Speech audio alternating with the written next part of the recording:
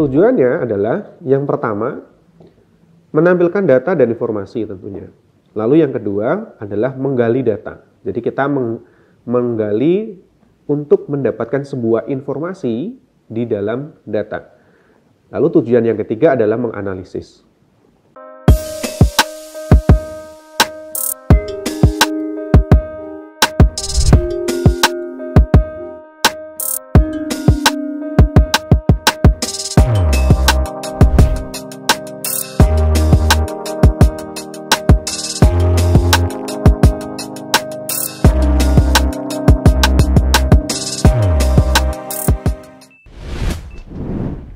Bismillahirrahmanirrahim. Selamat pagi. Assalamualaikum warahmatullahi wabarakatuh.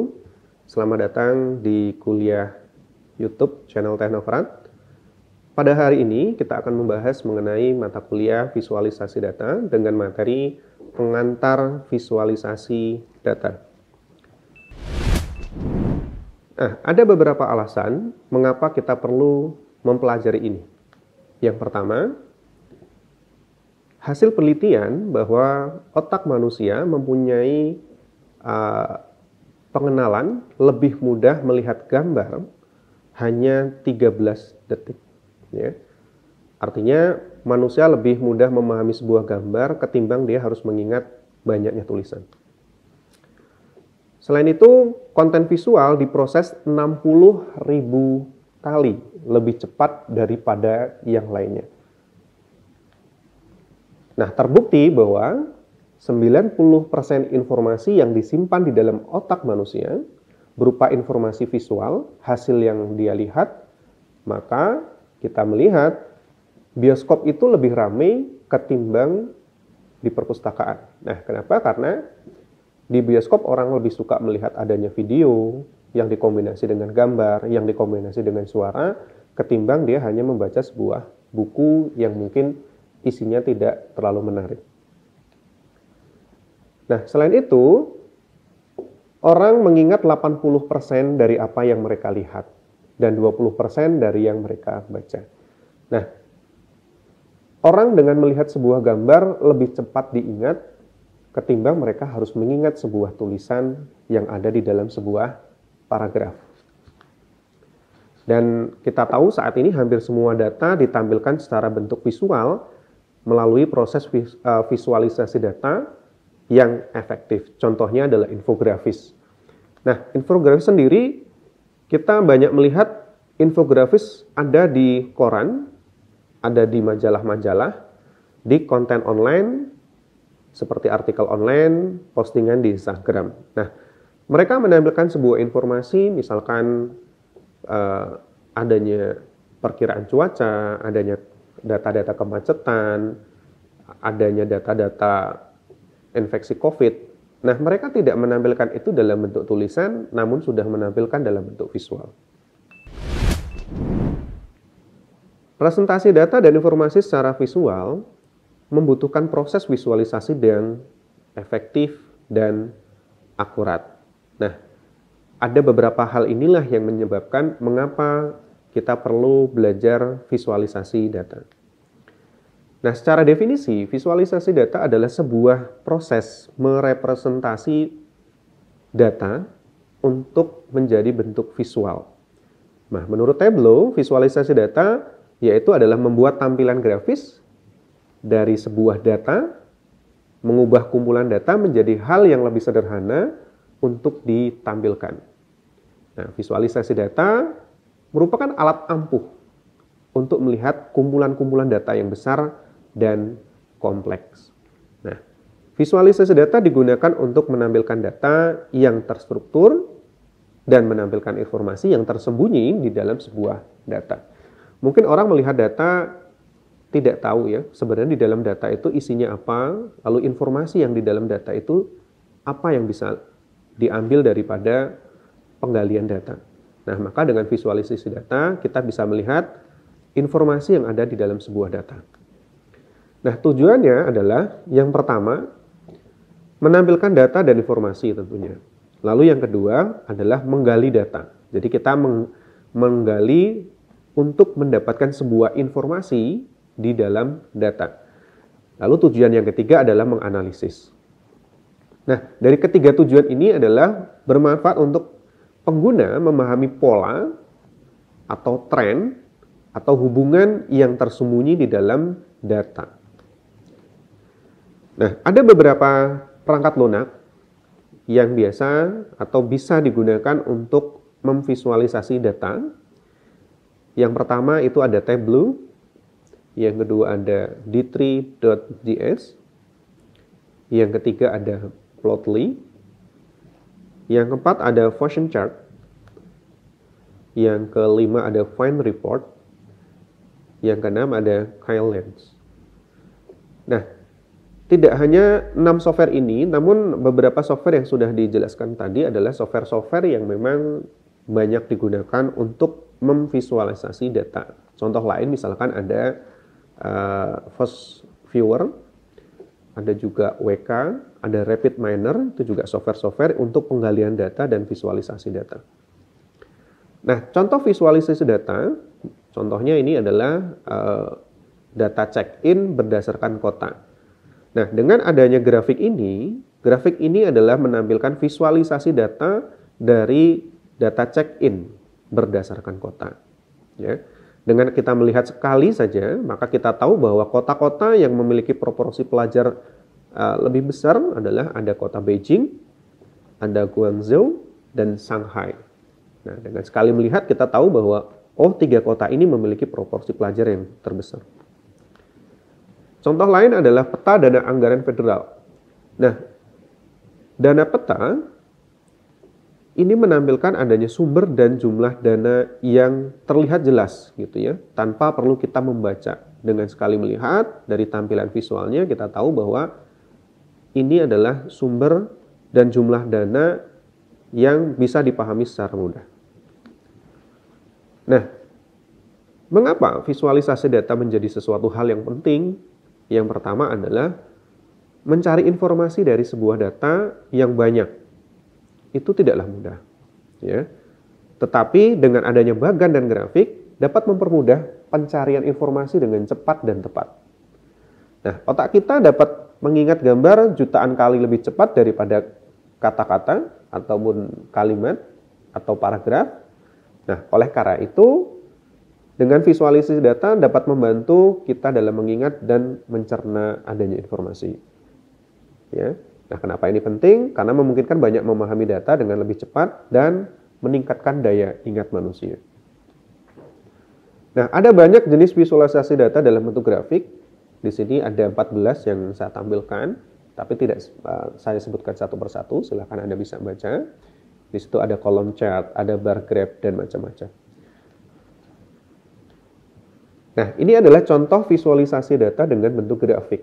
Jadi kalau kita perhatikan di sini, ada grafik P, ada grafik batang horizontal, ada grafik batang vertikal, ada grafik line, dan beberapa grafik-grafik yang lain. Nah, ada 5 tipe dalam memvisualisasi data menggunakan bentuk grafik.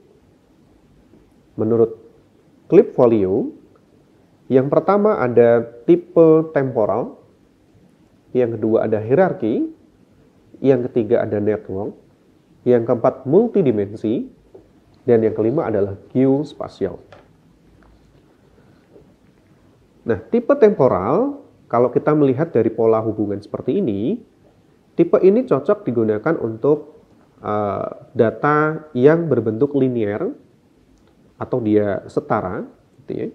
Misalkan digunakan untuk pembuatan jadwal kegiatan yang akan dilaksanakan. Misalkan dari minggu pertama, minggu kedua, minggu ketiga. Nah, untuk bisa menampilkan itu, maka kita bisa menggunakan visualisasi tipe temporal. Yang kedua, tipe hierarki. Nah, tipe hierarki ini digunakan untuk menunjukkan hubungan antara suatu kelompok terhadap kelompok yang lain yang lebih besar.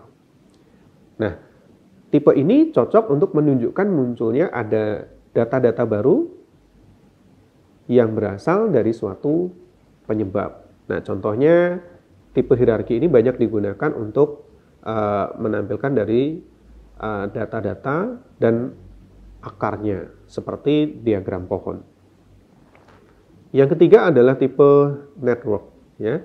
Nah, tipe ini digunakan untuk mempermudah hubungan antara dataset tersebut, gitu ya. Contohnya adalah word cloud dan node link diagram.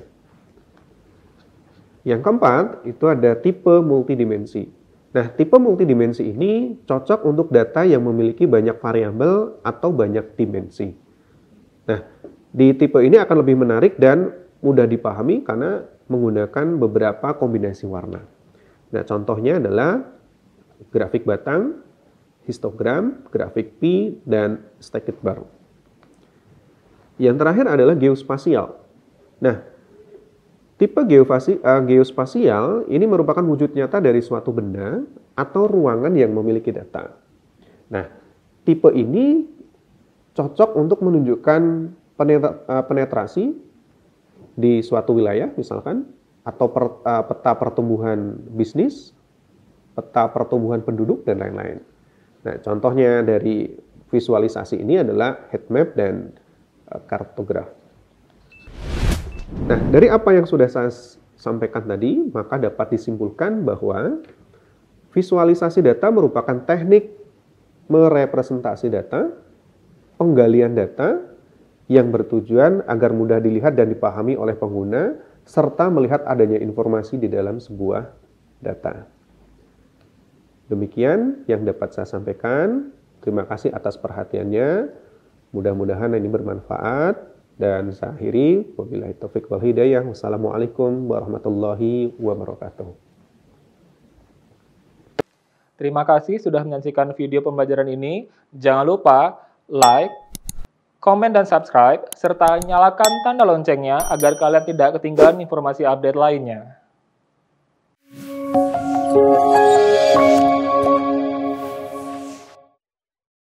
Selanjutnya, kita saksikan video Profil Universitas Teknokrat Indonesia.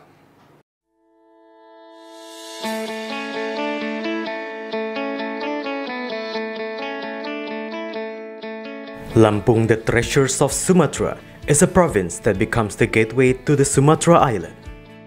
Lampung has 2 municipalities and 13 districts, consisting of 234 sub-districts. The province, with an area of 35,587 kilometer squares, owns millions of extraordinary natural beauty. Education in Lampung province is also highly considered and colored by the existence of Universitas Teknokrat Indonesia.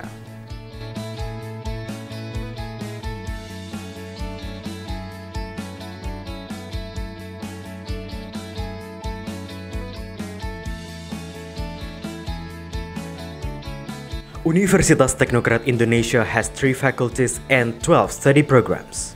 Faculty of Engineering and Computer Sciences with the 6 study programs: Electrical Engineering, Civil Engineering, Computer Engineering, Information Technology, Informatics, and Information System. Faculty of Economics and Business with 2 study programs: Management and Accounting. Faculty of Arts and Educations with 4 study programs: English Literature, Mathematics Education, English Educations, and Physical Education. Universitas Teknokrat Indonesia believes that education is the key to the advancements of a nation. Universitas Teknokrat Indonesia commits to produce and develop future leaders through the education of quality characters. This receives a very good reception and trust from the community, which is marked by increasing interest in students from year to year. The students and lecturers have lots of achievements and awards. Also, our quality is recognized by National Accreditation Board for Higher Education and many international collaborations. Universitas Teknokrat Indonesia also prepares the students to face the globalization's era through the use of digital technology. Universitas Teknokrat Indonesia has a number of representative facilities provided to support the learning process, such as comfortable classroom, laboratories, information technology, and the internet. Our vision is to be an excellent university in Sumatra with international standard and able to play an active role in nation building through 3 pillars of higher education, comprising education, research, and community service. We have graduated outstanding students who can be accepted in state agencies and other large companies. At Universitas Teknokrat Indonesia, the students and lecturers are encouraged to create and innovate by creating products and services that benefit the community through research activities and community services.